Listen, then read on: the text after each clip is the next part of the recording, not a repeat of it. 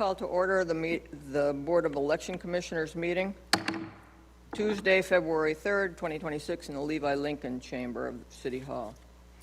Could we please stand for the pledge? Recording in progress. Pledge allegiance to the flag of the United States of America and to the republic for which it stands, one nation, under God, indivisible, with liberty and justice for all. All right. Could you please make a motion to pass the minutes? Oh, yeah, roll call. Thanks. Commissioner Franco? Here. Commissioner Here. Commissioner DeChico? Commissioner Sacco? Here. Commissioner Gonzalez? Here. And Chairperson Kimberly Vandersbeck. Here. All right. Could you please make a motion? A motion to approve the minutes from November 22nd, oh, sorry, November 18th, November 22nd, and November 23rd. Second. Okay, that has passed. All right. Next order of business is the city clerk report from the 2025 municipal election recount at large city council contest. Through the chair, if I may just provide a brief overview. This report here explains the recount processes for the November 5th, 2025 municipal election recount, particularly for the city councilor at large race.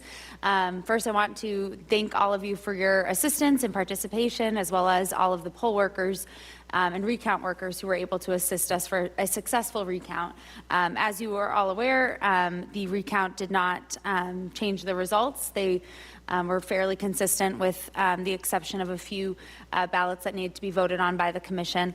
The cost estimate that was discussed at previous meetings was fairly spot on. It was similar to our prediction and estimate for the recount. And going forward, I think this was a good example of what a recount could look like in the city of Worcester. We were able to establish some new procedures using a few different training mechanisms, procedures.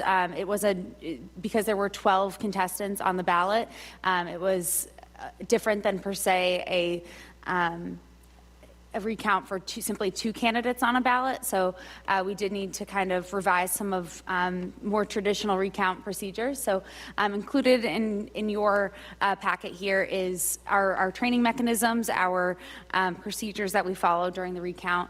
Our staff did a really great job at establishing those training procedures. We didn't trademark it, but we had a good few specific to Worcester training mechanisms that we used. We had a ruler that was made in office for people to follow the tally sheets. Our tally sheets are really useful.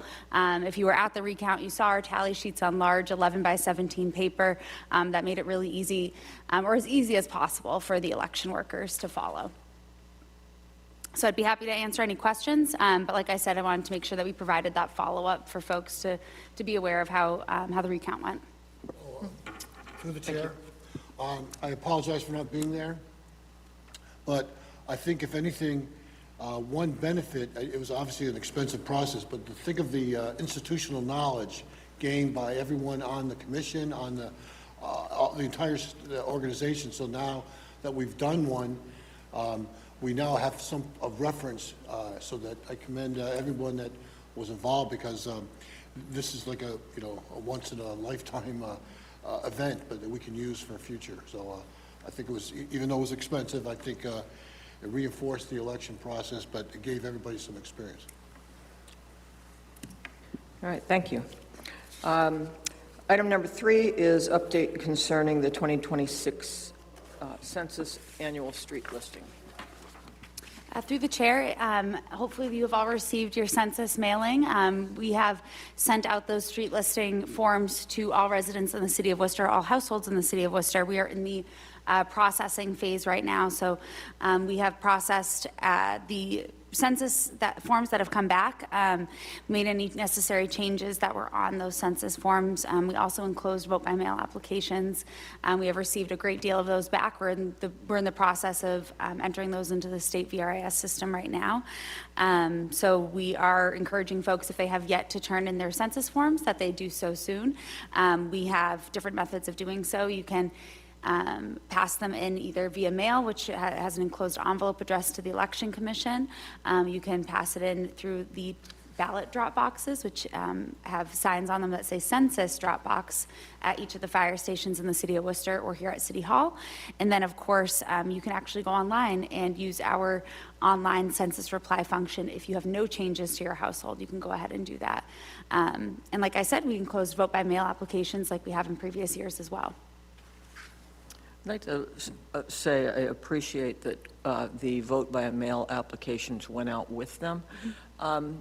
I did go to see if I could file that online, and it was like on a Friday, and it said check back on Monday, January 12th, or something like that, which I never did. I just mailed the stuff in. But I was wondering, can people register to vote by mail online? Yes, so through the chair, residents can register to vote by online, and they can apply to vote by mail online as well. So on the Secretary of State's website, which is linked on our website, you are able to go online and fill out your vote by mail application, update your voter registration form if needed, which brings up a great point that the census and street listing does not register you to vote, does not change your party affiliation. So if there are people in your household that you need to add to your census, you're adding them as a resident, you are not adding them as a voter. They would still need to fill out a new voter registration. So you can do so online, or you can do it the traditional method of filling out the form and either passing it in or coming into our office. But all those options are online as well, whether it's registering to vote or applying for vote by mail. I have a question about that. I know that I understand all the things you just said, but for somebody who is not a voter, I know that they're required to send the things in, those street listing in, but a lot of people don't. What is the benefit to sending it in for those people? That's a good question. It keeps our data as relevant as possible, as most up-to-date as possible. So if you had to have some sort of, going forward, if you have to have proof of residency at that address for whatever reason, some people need that. Maybe it's for insurance reasons, or sometimes if you go and you fill out, and you'd like to request a PO box, maybe you need proof of residency. And we're able to issue a certificate saying that they, Kim Vanderspeck is a resident of the city of Worcester for census year 2025. We're able to attest to that. Okay, thank you. Item number 4, discussion concerning polling locations for the Now we are in the process of reviewing our typical polling locations that we've used for previous elections. We are considering any potential changes if needed based on feedback from prior elections, from last election. And of course, should there be any potential changes, of course, we'll bring them to the board for a hearing and recommendations as well as public input. But as of now, we have reached out to our polling locations throughout the city to let them know of the upcoming election dates for 2026, which is on the agenda. The dates are on the agenda here. We'll discuss them later on in the meeting, but we are in the process of working with those locations to make sure that they're aware of each of the upcoming elections, updating their contact information, making sure that they're good to go. And like I said, should there be any changes, of course, we will take any suggestions or feedback and bring those forward.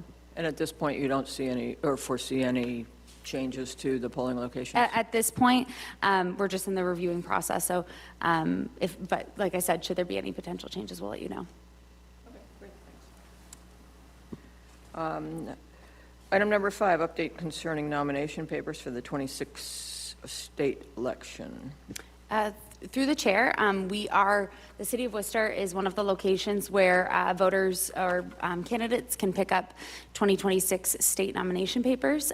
So different areas throughout the state, including the Secretary of State's office, of course, offer state nomination papers. Worcester is one of those locations.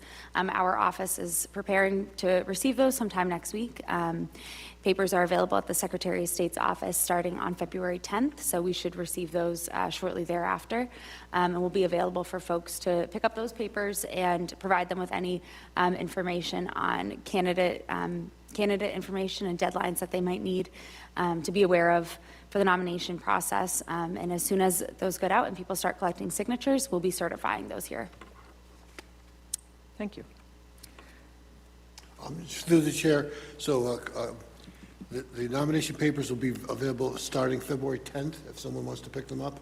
Correct. Okay. They're available at the Secretary of State's office starting the 10th, and we should receive them the 10th or shortly thereafter, depending Okay. on the mail. Item number 6, the 2026 state primary election and state general election dates. Through the chair, so here, we're just alerting you of the upcoming dates. So we have the state primary, which is September 1st, Tuesday, September 1st, and we have the state election, November 3rd, 2026, Tuesday, of course. We are in the process of preparing. It seems like it's far away on the calendar right now, but it's really not. Like I said, nominations start next week. We're anticipating that there'll be several contested races. So our office is doing everything we can to prepare ahead of time, make sure that we are looking at some of the dates that we need to have. We have the registration deadline, which is 10 days before the election for both of those, the vote by mail application deadline, which is 5 days ahead of each of those dates. So we are making sure that those dates are on our calendars, and obviously going to be sending out communications in the next couple months here to our poll workers. Like I said, we've already reached out to the polling locations, so we are operating full speed ahead for those 2 dates coming up. Okay. Through the chair, it's interesting because that primary is going to be before Labor Day, which is, I think, I don't remember ever being before Labor Day. That's correct, through the chair. That First is, Tuesday in it's the September. first Tuesday in September, and this year that does fall the week before Labor Day. All right. All right, item number 7, discussion concerning early voting in-person locations for the 26 election season. Through the chair, the dates here for the state primary early voting, August 22nd through the 28th, and then the state election early voting is longer than the primary early voting. That is October 17th through Friday the 30th. So we are hoping to continue our partnership with the Worcester Public Library for those dates, to offer early voting at those locations. And of course, we'll provide the board with a more concrete schedule as it gets closer in the next several meetings. But we're hoping to work with the library for those future early voting. Are you hoping that the October dates will all be at the library also? Through the chair, that's what we're looking at right now. And of course, we'll bring a schedule for the board to vote on. But at this time, I think the library as one location has worked well based on feedback. So I think that's what we're going to move forward with. Okay, great. Anything else? Through the chair, I don't have anything else, unless I'd be happy to take any questions on any of the materials. Yeah, next meeting. Okay, just Through the chair, I did look ahead. It looks like April does have several conflicts in this room. There was one Tuesday at 5 p.m. that it's available, and I was, if the board would be open to it, suggesting So skip March? skipping March and suggesting maybe April 14th, same time, same place. yeah, that'd be before the holiday, yeah. What holiday? The Patriots Day would be the following week. Correct. So April 14th, 2026 at 5 p.m., most likely in this room, through the chair. April 14th works for me. We'll have to reintroduce ourselves. What? We'll have to reintroduce ourselves, but Yeah. Okay, so the next meeting is April 14th at 5. Correct. Okay, good. All right, can we get a motion to adjourn? motion to adjourn. Second. We are adjourned.